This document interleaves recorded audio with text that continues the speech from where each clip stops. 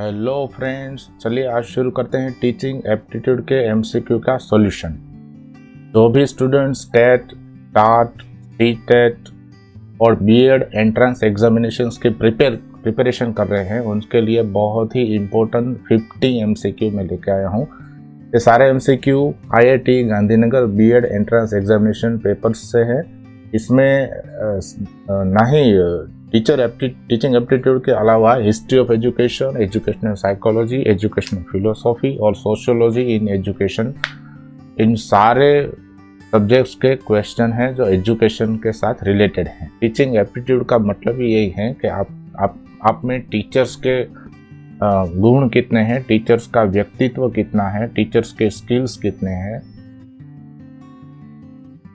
Teachers बनने की संभावना आप में कितनी है, वो टेस्ट किया जाता है टीचिंग एप्टीट्यूड टेस्ट के द्वारा।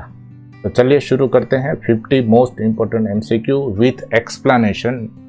मैं पूरी तरीके से आपको समझाऊंगा कि उसका ये आंसर क्यों आता है। गुजराती और इंग्लिश दोनों एमसीक्यू दोनों भाषाओं में आपको समझाऊंगा, जिससे दोनों भाषा में प्रिपरेशन का स्टूडेंट्स को उपयोगी हो। चलिए शुरू करते हैं। Subscribe now and press the bell icon. Never miss an update.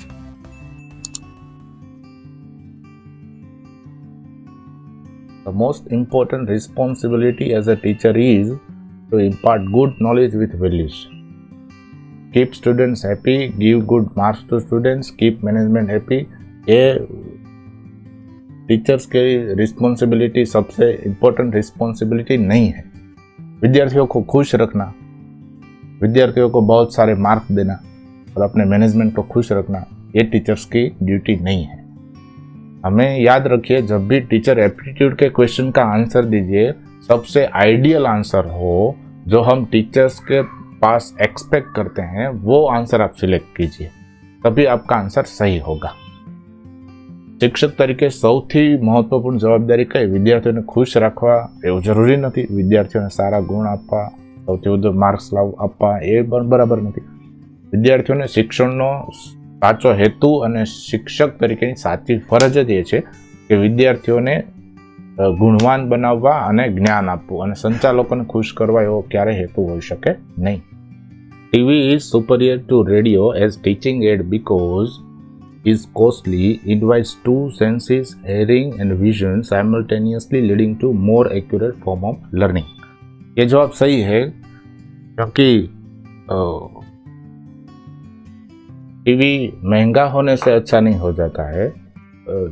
Is generally like by peoples, students उसे बहुत पसंद करते हैं, इसलिए टीचिंग साधन अच्छा नहीं हो जाता है। लेकिन उसमें हियरिंग और विजन यानी कि सुनने में और देखने में दोनों दृष्टि से फायदा है। એટલે રેડિયો કરતાં ટીવી એટલા માટે સારું સાધન છે કે રેડિયોમાં માત્ર આપણે સાંભળી જ શકીએ, ત્યારે ટીવીની અંદર જોઈ પણ શકીએ અને સાંભળી પણ શકીએ, એટલે વિદ્યાર્થીને ભણવામાં રસ પડે। એટલે સાચો જવાબ છે ટીવી સૌથી વધુ અસરકારક શૈક્ષણિક સાધન થાય। Which of the following is used for audio visual teaching aid? આમાં બે શબ્દ છે, ઓડિયો વિઝ્યુઅલ ટીચિંગ એડ। તો નીચેનામાંથી જેમાં ઓડિયો અને વિઝ્યુઅલ બંને આવતું હોય એ સાચો જવાબ થાય। That is video films and movies. That is the correct answer. દ્રશ્ય શ્રાવ્યનો અર્થ જ એવો થાય કે તમે જોઈ પણ શકો અને સાથે સાથે સાંભળી પણ શકો। તો આવું તો માત્ર વિડીયો ફિલ્મ્સ અને મૂવીઝમાં જ થાય, કારણ કે વિડીયો ફિલ્મ અને ઓડિયો કેસેટ તો અલગ પડે। બ્લેકબોર્ડ અને ચાર્ટમાંથી અવાજ ન આવે, ઓવરહેડ પ્રોજેક્ટરમાંથી અવાજ ન આવે। ઓવરહેડ પ્રોજેક્ટર અને મૂવીઝ એનું કોમ્બિનેશન ખોટું છે, એ વિડીયો ફિલ્મ અને મૂવીઝનું કોમ્બિનેશન સાચું છે। Which of the following method can be used to inculcate the feeling of cooperation among the students? વિદ્યાર્થીઓ વચ્ચે કોઓપરેશન એટલે સહકાર, એકબીજાની મદદ કરીને કામ કરવાનું હોય, એકબીજાને સાથે રહીને કામ કરવાનું હોય, એના માટે શું આપવું જોઈએ? પુસ્તકો આપીએ તો વિદ્યાર્થીઓ એમની રીતે વાંચશે, ફિલ્મો બતાવશો તો દરેક વ્યક્તિગત રીતે જોશે, વર્ગમાં આયોજન એવું કરો તો એનાથી પણ નહીં થાય। પણ એક ગ્રુપની અંદર એક પ્રોજેક્ટ આપશો કે આવું કામ તમારે કરવાનું છે, તો ગ્રુપમાં સાથે રહીને કામ કરતા શીખશે। તો right answer assign project in groups, ગ્રુપમાં પ્રોજેક્ટમાં કામ આપવું। Which of the following question should you ask when you observe a problem? What do I here, me, smell? Who is to be blamed? What is my gut reaction? Correct answer is A and C. જ્યારે તમે કોઈ પણ સમસ્યા જુઓ છો ત્યારે પોતાની જાતને કયો પ્રશ્ન પૂછો? પહેલા તો એમ આપણે પૂછીએ આપણી જાતને કે હું શું જોઉં છું, સાંભળું છું કે સમજું છું? આ શું થઈ રહ્યું છે એ પહેલા તમે પૂછો. બીજું, આ થઈ રહ્યું છે એના વિશે મને શું સમજાય છે? આ સમસ્યા અંગે મારી શું અંતરસૂઝ છે? એ બે વસ્તુ આપણે પૂછીએ છીએ. That is A and C is the correct answer. Which of the following teachers will you consider most effective? નિમ્નલિખિતમાંથી કયા શિક્ષકને તમે સૌથી વધુ પ્રભાવી ગણશો? તો તમારી લાઈફના શ્રેષ્ઠ શિક્ષકને યાદ કરો. કયા શિક્ષકે સૌથી વધુ સારું ભણાવ્યું હતું? તો જે માત્ર કાપા કાર્ય કરે, એટલે કે બ્લેકબોર્ડ ઉપર લખ્યા કરે? નહીં. વન હુ યુઝિસ ચાર્ટ્સ ને મેપ એકલા વાપરે? એ પણ નહીં. One who uses motion picture, ચલચિત્ર, મૂવીઝનો ઉપયોગ કરે, ન છૂટકે ઉપયોગ કરે અને છેલ્લે ઉપયોગ કરે? એ પણ નહીં. તો આ ફિલ્મ પ્રોજેક્ટર, બ્લેકબોર્ડ સાથે એક્ટિવિટી પણ કરાવે, તો આ બધાનો યોગ્ય પ્રમાણમાં ઉપયોગ કરે, તો એ જ તે બેસ્ટ શિક્ષક કહેવાય. તો સી આપણો સાચો જવાબ છે.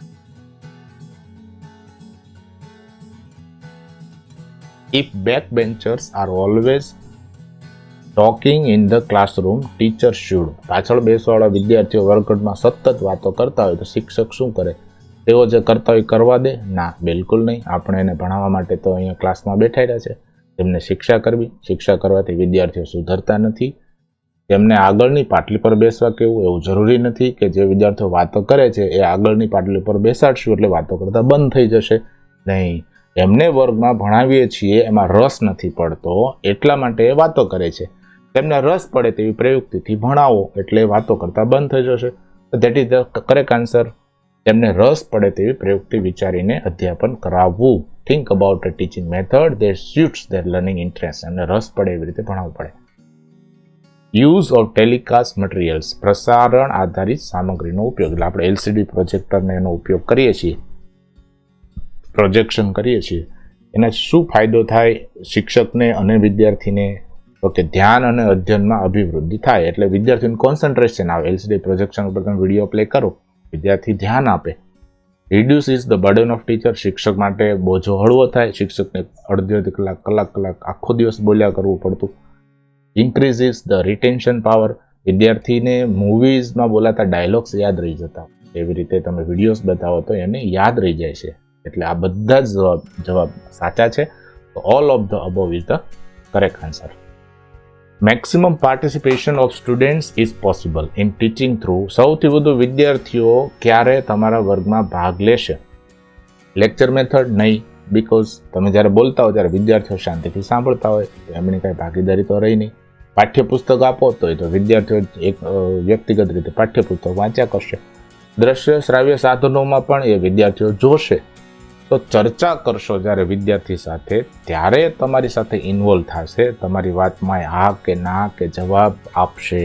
તો discussion method is the correct answer, ચર્ચા પદ્ધતિ. A group of students is trying to find a creative way to solve a problem. Which student is asking the most creative question? કોઈ પ્રોબ્લેમ તમે વિદ્યાર્થીઓને આપો અને વિદ્યાર્થીને ક્રિએટિવ રીતે, સર્જનાત્મક રીતે, નવીન રીતે પ્રોબ્લેમ સોલ્વ કરવાનો પ્રયત્ન કરતો હોય તો એ વિદ્યાર્થી જે છે એ શું કરશે નીચેનામાંથી? તો Lata wants to know which books will give them answer. તો પુસ્તકોમાંથી જવાબ મળશે એ લતા શોધતી હોય તો એમાં કોઈ ક્રિએટિવિટી નથી. દિશા કોની મદદ લઈ શકશે વિચાર, બીજાની પાસેથી મદદ લેવી એ પણ ક્રિએટિવિટી નથી. શ્યામ બીજાઓને કઈ રીતે ફસાવવા તે વિચારશે. Shyam is thinking about how to get others fix in a tight corner. તો એ પણ બરાબર નથી. But B is the correct answer. Hina is curious, Hina વિચારી રહી છે, જિજ્ઞાસુ છે, about which rules can be broken and alter to find solution. જે પરંપરાગત જે જૂના નિયમો છે એ આપણે કેવી રીતે તોડીને તેમાં છૂટછાટ લઈને થોડોક નવીન ઉકેલ મેળવવાનો પ્રયત્ન કરીએ. So B is the correct answer. How often do you evaluate your personal performance? તમે પોતાનું મૂલ્યાંકન ક્યારે કરો છો એક શિક્ષક તરીકે અથવા વ્યક્તિ તરીકે? તો આમાંથી બેસ્ટ જવાબ શું થયો? Sometimes but not regularly. ક્યારેક કરો એ પણ ન ચાલે, નિયમિત રીતે કરવું જોઈએ, એટલે A is wrong. Never, I just go with the flow. કદી નહીં, જેમ જીવન ચાલે એમ ચાલવા દો, એવું પણ ન ચાલે. ઓનલી વેન સમવન આસ્ક, જ્યારે મને કોઈ કહે ત્યારે જ હું કરું, એ પણ ખોટું છે. તો C is the correct answer. All the times I am always aware of my achievements and where I need to improve. એટલે સતત મને ખબર હોવી જોઈએ કે હું કઈ વસ્તુ સારી કરું છું અને ક્યાં હું નબળો છું અને ક્યાં મારે સુધારવાની જરૂર છે. That is C is the best answer. What is usually the most important question you ask in any given situation? કોઈ પણ પરિસ્થિતિમાં બેસ્ટ પ્રશ્ન કયો હોઈ શકે જે પોતાની જાતને તમે પૂછો નવી પરિસ્થિતિમાં હો ત્યારે? તો આપણે એવું તો ન પૂછીએ આમાંથી મને કેટલા પૈસા મળશે, આ કાર્ય કરવા માટે જવાબદાર કોણ છે, મારે આ કાર્ય શા માટે અને કઈ રીતે કરવું જોઈએ. હું એમ પૂછીશ કે શું હું આ કરી શકીશ. That is the correct answer. જ્યારે તમે કોઈ ભૂલ કરો ત્યારે તમે શું કરો છો? ભૂલ કરીએ એટલે આપણે સામાન્ય રીતે ખોટા જવાબ શું થાય? બ્લેમ અધર્સ, બીજા ઉપર દોષારોપણ કરીએ, તો એ ખોટી વાત છે. Don't think about it ever again. આપણે ભૂલ થઈ ગઈ તો એના વિશે ક્યારેય વિચારતા જ નથી, એ પણ ખોટું છે. લેક્ચર અધર્સ અબાઉટ ઇટ, બીજાને ભાષણ આપીએ કે આવું હોવું જોઈએ, આવું ન કરવું જોઈએ, એ પણ ખોટું છે. તેમાંથી મને શું શીખવા મળ્યું એ જ સાચો એટીટ્યુડ છે. તો C is the correct answer. A teacher in the class is, એ શું છે વર્ગમાં? વર્ગનો રાજા છે, આખા વર્ગનો અધ્યક્ષ છે? નો. ડાયરેક્ટર છે? નો. આખા જ વર્ગનો નેતા અને માર્ગદર્શક. Is also leader and also guide. Verbal guidance is least effective in teaching. શાબ્દિક માર્ગદર્શન એટલે કે લેક્ચરિંગ એ કઈ વસ્તુ શીખવવામાં સૌથી ઓછું ઇફેક્ટિવ હોય. દાખલા તરીકે એટીટ્યુડ શીખવી શકાય બોલીને, કોઈને લેક્ચરિંગ કરીને, મોટિવેશનલ ભાષણ જે કરે છે એમાં. કોઈ ખ્યાલ, કોઈ કોન્સેપ્ટ પણ શીખવી શકાય, કોઈ સંબંધો વિશે પણ વાતો કરી શકાય. કોઈનો સંબંધ બગડ્યો હોય તો આપણે એને માર્ગદર્શન આપીને સંબંધ સુધારી શકીએ છીએ. પણ કોઈ સ્કિલ હોય એ બોલીને ના શીખવી શકાય. કોઈને સાયકલ ચલાવવી હોય તો એ સાયકલ ચલાવવી પડે, એ માત્ર બોલીને કોઈને સાયકલ ન શીખવી શકાય. તો સ્કિલ્સ જે છે એ સાચો જવાબ છે. સ્કિલ વર્બલ ગાઈડન્સથી શીખવી શકાય નહીં. A teacher meeting his students for the first time. પહેલી વખત વિદ્યાર્થીઓને શિક્ષક મળતો હોય તો what should he do? Start teaching? સીધું જ વિદ્યાર્થીઓને પસંદ ના પસંદ જાણ્યા વિના સીધું જ ભણાવવાનું શરૂ કરી દેવું, ચાલો પાઠ્યપુસ્તક ખોલો? નહીં. Develop rapport with the class. વિદ્યાર્થીઓ સાથે પહેલા તો એક આત્મીય ભાવ કેળવવો. Give a broad outline of the whole subject. વિષય શરૂ કરતા પહેલા સ્વાભાવિક છે કે વિષયનું મહત્વ શું છે, એ વિષયની અંદર કેવા કેવા મુદ્દા આપણે શીખવાના છીએ, વિષયની અંદર કઈ કઈ બાબતો આવવાની છે. તો બી અને સી એ સાચી વાત છે. સારો શિક્ષક આવું કરે. B and C is the correct answer. The first important step in teaching. સૌથી વધુ અગત્યનું કામ અધ્યાપન કરતા પહેલા પહેલું કામ છે knowing the background of the students. વિદ્યાર્થીઓની પૂર્વ ભૂમિકા જાણવી એ સૌથી અગત્યનું છે. કેમ? તો કે વિદ્યાર્થીઓની માનસિક સ્થિતિ કેવી છે, વિદ્યાર્થીઓની બુદ્ધિ કક્ષા કેવી છે, વિદ્યાર્થીઓ કેટલા હોશિયાર છે, કેવા સોશિયલ બેકગ્રાઉન્ડમાંથી આવે છે, એ તમે ન જાણો અને તમે પૂર્વ આયોજન કરો એનો કોઈ અર્થ નથી. તમે અધ્યાપનની સાધન સામગ્રીઓ એકઠી કરવા માંડો એ પણ બરાબર નથી. તો વિદ્યાર્થીઓ વિશે પહેલા જાણવું એ શિક્ષકની સૌથી પહેલી ફરજ છે. તો વિદ્યાર્થીઓની પૂર્વ ભૂમિકા જાણવી એ સાચો ઉત્તર. Simulation variation in teacher education is a type of ખાલી જગ્યા. That is micro teaching skill છે એક પ્રકારની. માઇક્રો ટીચિંગની ઘણી બધી સ્કિલ છે, એમાંની આ એક સ્કિલ છે. દેટ ઇઝ સૂક્ષ્મ અધ્યાપન. ઉત્તેજના પરિવર્તન કૌશલ્ય. ઉત્તેજના પરિવર્તન કૌશલ્ય એટલે શું એ સમજી લો. વિદ્યાર્થીનું ધ્યાન કેન્દ્રિત કરવા, વિદ્યાર્થીનું ધ્યાન ટકાવી રાખવા શિક્ષક જે કાંઈ કરે, હલનચલન કરે, પોતાના હાવભાવ બદલે, પોતાની જે બોલે છે એમાં આરોહ અવરોહ, ઊંચા અવાજે બોલે, થોડું નીચા અવાજે બોલે, તો ઘડીક વિરામ લે વચ્ચે, ત્યારે સિમ્યુલેશન વેરિએશન ઉત્તેજના પરિવર્તન કૌશલ્યનો ઉપયોગ કર્યો કહેવાય શિક્ષકે. Which of the following method may be helpful for developing successful educational practices? Scientific method સિવાય તમે સક્સેસફુલ એજ્યુકેશનલ પ્રેક્ટિસ ના ચલાવી શકો. આત્મલક્ષી એટલે પોતાને ફાવે એમ તો ના જ ચલાવી શકો. અનાત્મલક્ષી એ સાયન્ટિફિક મેથડનો જ એક ભાગ છે.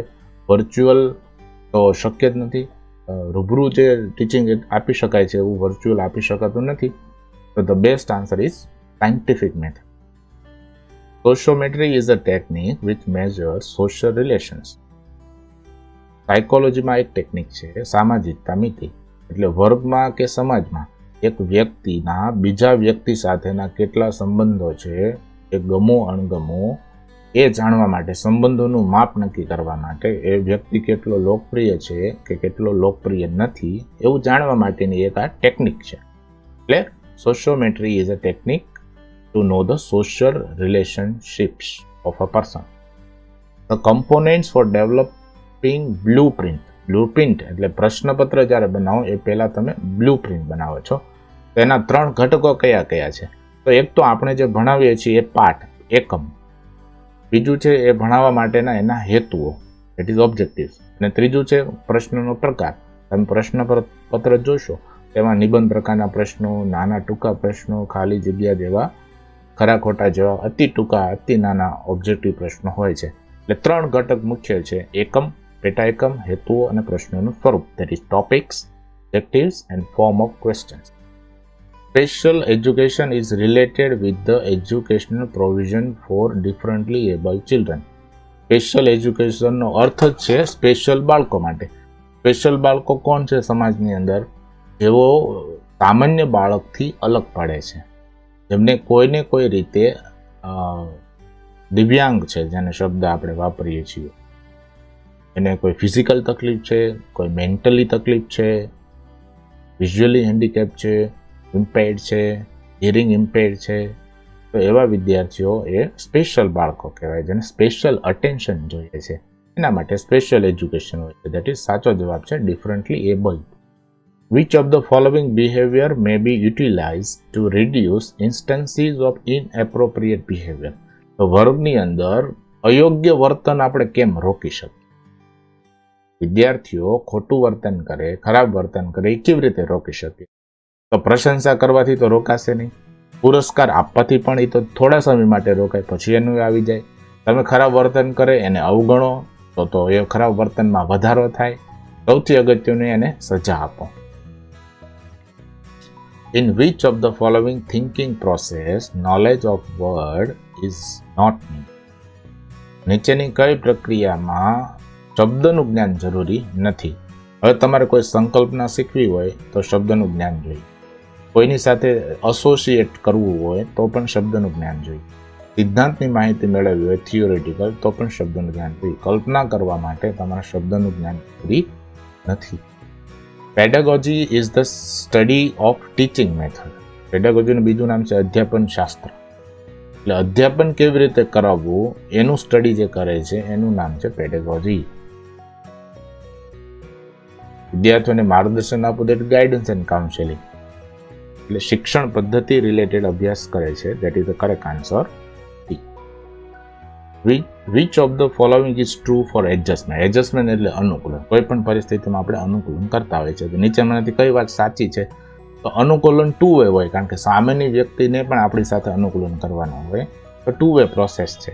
એ ગતિશીલ પ્રક્રિયા છે. અનુકૂલન આપણું સતત ચાલ્યા કરતું જ હોય, કે સ્થિર ન થાય ક્યારે. Is continuous process. It is continuous process, એટલે લાંબા સમય સુધી એ ચાલ્યા કરતી હોય છે, ક્યારે અટકતી નથી, જન્મથી મૃત્યુ સુધી. એટલે ઉપરના તમામ સાચા છે. All of the above. Which of the following is the best method to study growth of child. બાળકનો વિકાસ જાણવા માટે રિસર્ચની દ્રષ્ટિએ સૌથી બેસ્ટ કઈ છે? વિકાસાત્મક પદ્ધતિ. કેમ? તો કે બાળક નાનું હોય ત્યારથી કયા વર્ષે કેટલો એનો વિકાસ થાય છે, કયા સ્ટેપમાં વિકાસ થાય છે, કઈ ઉંમરે એનો કેટલો વિકાસ થાય છે, એને વિકાસાત્મક પદ્ધતિ કહેવાય. That is developmental is the best. Which of the following is the correct formula for intelligent question. IQ શોધવા માટેનું સૂત્ર કયું છે? તો માનસિક વય ભાગ્યા ક્રોનોલોજીકલ વય ગુણ્યા 100. એ કેવી રીતે? તો કે માનસિક વય અને કાલક્રમિક વય 2 શબ્દ તમે સમજી લો. પહેલા તો ક્રોનોલોજીકલ એજ એટલે કઈ? એટલે તમારી સાચી ઉંમર. દાખલા તરીકે 20 વર્ષ તમે અત્યારે છે તમારી ઉંમર. અને માનસિક વય એટલે કઈ, તમે 20 વર્ષના હોવા છતાં તમારામાં બુદ્ધિ કેટલી છે? 25 વર્ષના વયના જેટલી, 15 વર્ષના વયના જેટલી, 10 વર્ષના વયના જેટલી? તો એ તમારી માનસિક વય થઈ. એ બુદ્ધિ કસોટીથી ખબર પડે કે તમે 20 વર્ષના હોવા છતાં 30 વર્ષની વ્યક્તિ જેવા જવાબ આપી શકે છે એવા તમે જવાબ આપી શકો છો, તો તમારો આઈક્યુ હાઈ કહેવાય. તો માનસિક વય ભાગ્યા કાલક્રમિક વય ગુણ્યા 100, that is the correct answer. Who propose theory of classical conditioning? તો એનો સાચો જવાબ છે પાવલોવ. પાવલોવે કૂતરા ઉપર પ્રયોગ કરીને શાસ્ત્રીય અભિસંધાનનો સિદ્ધાંત આપ્યો. એ સૌથી પહેલો સિદ્ધાંત હતો, એટલે એ ક્લાસિકલ કહેવાય છે. કોહલર, થોર્નડાઇક અને સ્કિનરે બીજા સિદ્ધાંતો આપ્યા. કોહલરે આંતરસૂઝનો સિદ્ધાંત આપ્યો, થોર્નડાઇકે પ્રયત્ન અને ભૂલનો સિદ્ધાંત આપ્યો, સ્કિનરે ઓપરન્ટ કન્ડિશનિંગનો સિદ્ધાંત આપ્યો. Which part of brain plays an important role during defense?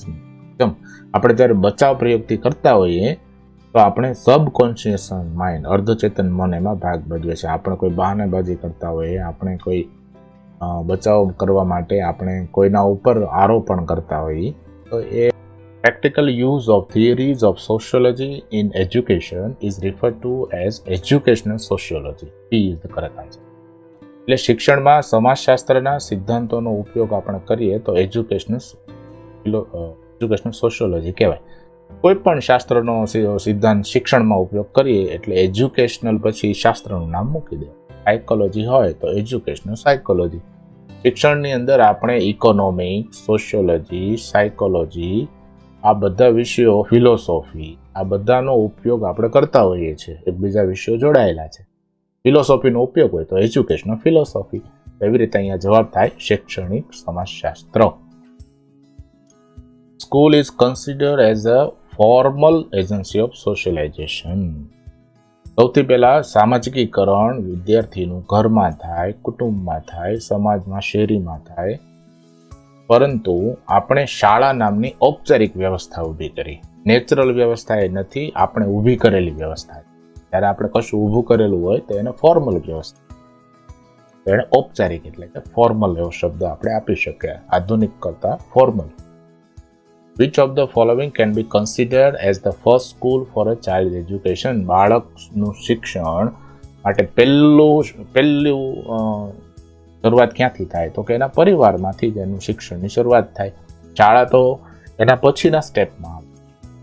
રમતનું મેદાન પણ બાળક પરિવારમાંથી બહાર જાય રમવા માટે ત્યારે સહપાઠી જૂથ તો શાળાની અંદર હોય, સાથે ભણનારા વિદ્યાર્થીઓ. એટલે સૌથી પહેલી શાળા ઇનફોર્મલી જોવા જાઓ તો પરિવાર છે. બાળક શીખે. The major drawback of caste system is development of closed society. બંધ સોસાયટી થાય છે. પરિવર્તન ખુલ્લી અને જૂથ નહીં, પરંતુ બંધ સમાજે પોતાની કાસ્ટ સિસ્ટમમાં ખોવાયેલો રહે છે. Which of the following philosophy strongly advocates religious education? ધાર્મિક શિક્ષણ, ખાસ કરીને આદર્શવાદ, આઈડિયાલિસ્ટિક થિયરી જે છે એ ધાર્મિકની હિમાયત કરે છે.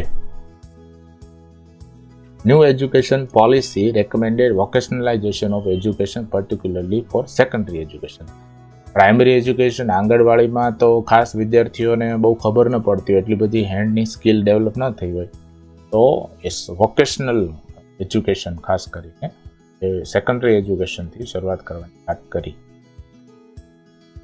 National education commission suggested that the term practice teaching should be replaced with the word internship. પહેલા ઇન્ટર્નશિપ શબ્દ વાપરવામાં આવતો, જે મેડિકલ એજ્યુકેશનમાં વાપરવામાં આવે છે, તો એની જગ્યાએ રાષ્ટ્રીય શિક્ષણ પંચે કહ્યું કે ઇન્ટર્નશિપ શબ્દ તમે વાપરો, જે વધુ સારો છે પ્રેક્ટિસ ટીચિંગ કરતા. એકચ્યુઅલી પ્રેક્ટિસ ટીચિંગ શબ્દની બદલે ઇન્ટર્નશિપ શબ્દ વાપરવામાં આવે છે. Teacher training was rename as teacher education by which of the following commission? હમણાં જ વાત કરીએ ભારતીય શિક્ષણ કમિશન, જેને ઇન્ડિયન એજ્યુકેશન કમિશન, કોઠારી શિક્ષણ કમિશન કહેવાય છે. તેમણે આ વાત કરી કે હવે આપણે ટીચર ટ્રેનિંગ કે ટીચર એજ્યુકેશન કહીશું, શિક્ષક તાલીમ નહીં પણ શિક્ષક પ્રશિક્ષણ. National knowledge commission NY says the promotion of creation of knowledge in science and technology. National knowledge કમિશનમાં શબ્દ નોલેજ છે, તો એ નોલેજને જ પ્રમોશન અને સર્જનને ધ્યાન આપે. Knowledge is the right answer. Which of the following is known as the Magna Carta of English education? Wood's dispatch. વુડ્સનો ખરીતો પણ ગુજરાતીમાં કહેવાય છે. વુડ્સ, ચાર્લ્સ વુડ નામનો માણસ હતો જેને ભારતની શિક્ષણ નીતિ માટેનું આ ડ્રાફ્ટ તૈયાર કરેલો. તો that is Wood's dispatch is the Magna Carta of English education system. ભારતમાં અંગ્રેજી શિક્ષણની શરૂઆત વુડ્સના આ કાયદા કાનૂનથી થઈ. Which of the following commission stated the destiny of India is now being shaped in our classroom? Education Commission, કોઠારી શિક્ષણ પંચ પણ તમે કહી શકો. E is the correct answer. ભારતનું ભાવિ તેના વર્ગખંડમાં કરાઈ રહ્યું છે એ કોઠારી શિક્ષણ પંચ દ્વારા કહેવામાં આવ્યું. Who was the chairman of University Education Commission? Dr. S. Sarvepalli રાધાકૃષ્ણનના ચેરમેન હતા. Which of the following objectives of education is proposed by Mudaliar Commission? માધ્યમિક શિક્ષણ માટે આ કમિશન હતું.